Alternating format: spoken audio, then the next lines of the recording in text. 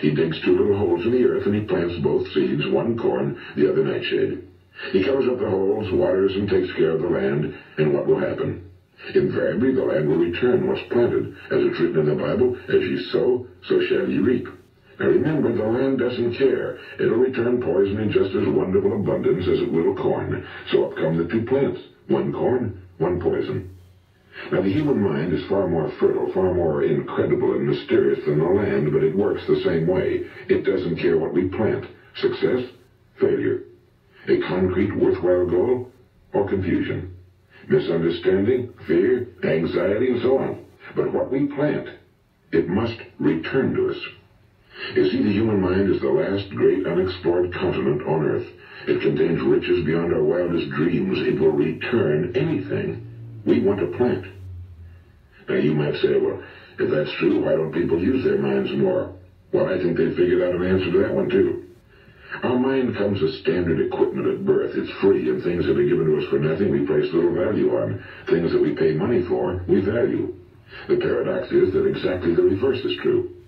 Everything that's really worthwhile in life came to us free. Our minds, our souls, our bodies, our hopes, our dreams, our ambitions, our intelligence, our love of family and children and friends and country, all these priceless possessions are free. But the things that cost us money are actually very cheap and can be replaced at any time.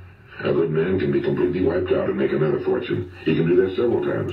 Even if our home burns down, we can rebuild it. But the things we got for nothing, we can never replace.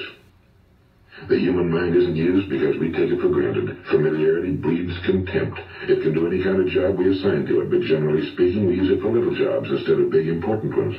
Universities have proved that most of us are operating on about 10% or less of our abilities.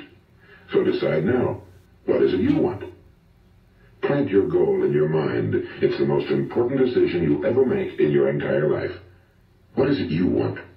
You want to be an outstanding salesman? A better worker at your particular job? You want to go places in your company, in your community? Do you want to get rich?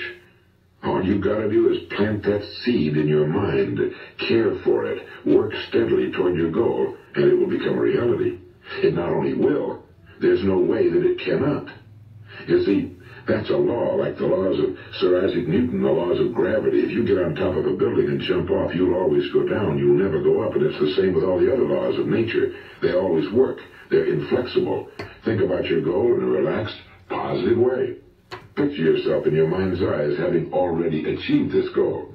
See yourself doing the things you will be doing when you've reached your goal.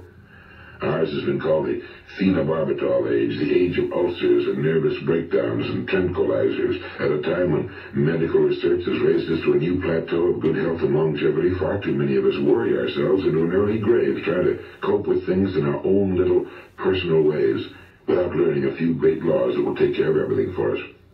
These things we bring on ourselves through our habitual way of thinking. Every one of us is the sum total of his own thoughts.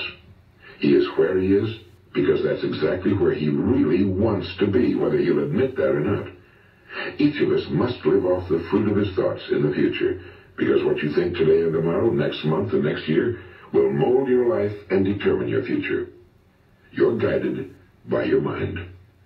I remember one time I was driving through eastern Arizona and I saw one of those giant earth-moving machines roaring along the road at about 35 miles an hour with what looked like 30 tons of dirt in it. A tremendous, incredible machine. And there was a little man perched way up on top with the wheel in his hands guiding it. And as I drove along, I was struck by the similarity of that machine to the human mind. Just suppose you're sitting at the controls of such a vast source of energy. Are you going to sit back and fold your arms and let it run itself into a ditch? Or are you going to keep both hands firmly on the wheel and control and direct this power to a specific, worthwhile purpose? It's up to you. You're in the driver's seat. You see, the very law that gives us success is a two-edged sword. We must control our thinking. The same rule that can lead a man to a life of success, wealth, happiness, and all the things he ever dreamed of for himself and his family. That very same law can lead him into the gutter. It's all in how he uses it, for good or for bad. This is the strangest secret in the world. Now, why do I say it's strange, and why do I call it a secret?